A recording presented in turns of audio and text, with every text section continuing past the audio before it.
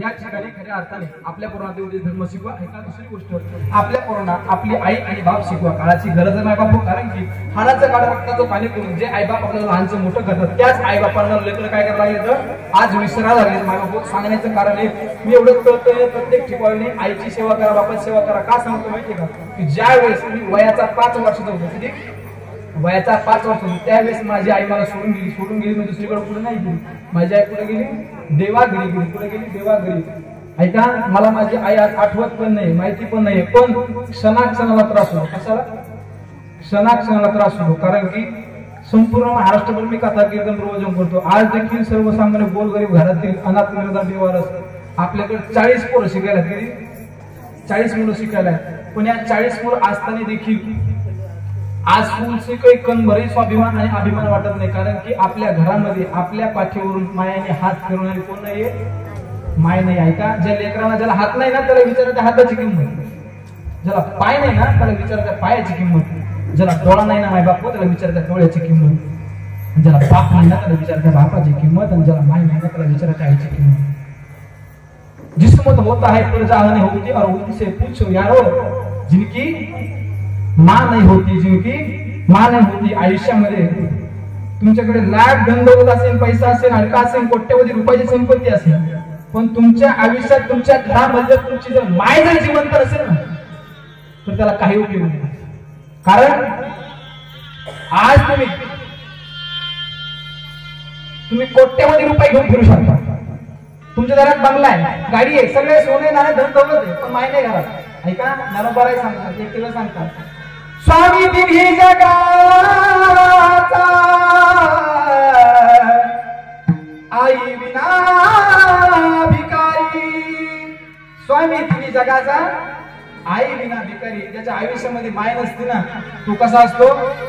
भिकारी असतो.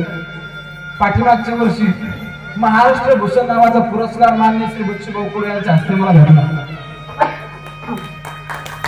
हा पुरस्कार घेतल्याच्या नंतर मुलगी सर अंतकरातून सांगतो हा पुरस्कार हातामध्ये आला होता.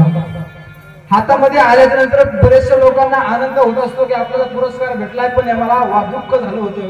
कारण की हा पुरस्कार आज महाराष्ट्र भूषण घेतलाय, पण हा पुरस्कार घरी नेऊन दाखवायचा कोणाला? हा प्रश्न डोळ्यासमोर उभा झाला होता. घरापर्यंत येऊपर्यंत डोळ्यामधलं पाणी थांबत नव्हतं. घरामध्ये गेलो, कोपऱ्यामध्ये जाऊन ढसा रडलो होतो. कारण की आयुष्यातली माय निघून गेली होती, आई निघून गेली होती. म्हणून मायबाप आयुष्यात आईला काही दुःख देऊ नका, आईला काही त्रास देऊ नका. ऐका डोंगराआड गेलेला सूर्य परत कधीतरी दिसेल तुम्हाला, पण माती आड गेलेली माय आयुष्यात कधी दिसणार नाही. का की आंधळी असू द्या, मुली असू द्या, पांगळी असू द्या, तुला बोलता नको येऊ नये, पण त्या आईला दुःख देऊ नका, त्रास देऊ नका. कारण की 9 महिने 9 दिवस तिने यातना सोसल्यात आपल्यासाठी, आपल्याला जन्म दिलाय मायबाप. कारण की जन्म दिला आईने मला, उपकार हा मोठा झाला. अहो काटा होते माझ्या पायाला, पाणी येई तिच्या डोळ्याला. त्या आईचे अनंत कोटी उपकार तुमच्या आमच्या गोष्टी असतात बरं का मायबाप. म्हणून त्या आईला कधी दुःख देऊ नका, त्या आईला कधीच त्रास देऊ नका. एकदा जर ती माय जर गेली ना आयुष्यातून निघून तर ती परत येत नसते, ती कुठंच भेटत नसते. असं म्हणतात माय मरावं आणि कशाला पेटायला. माझ्या आईच्या नंतर माझ्या मावशीने आतापर्यंत देखील माझ्याकडे डोकून नाही पाहिलं. मला माहितीच नाही ती कशी माय माय असते, आई आई असते बरं का. आईची जागा या जगात कोणीच घेऊ शकत नाही. म्हणून त्या आईला दुःख देऊ नका. असं म्हणतात हे आपला तेव्हा आपला तेव्हा आपला, कोणीच कोण तुमच्या आई आणि बाप जर सोडले ना तुमचं कुणीच नाही या जगात, तुमचं कुणीच नाही. अनुभव म्हणून सांगतो तुम्हाला, तुमचे आई आणि बाप जर सोडले या जगात तुमचं कुणी नाही. नाही रे नाही पुन्हा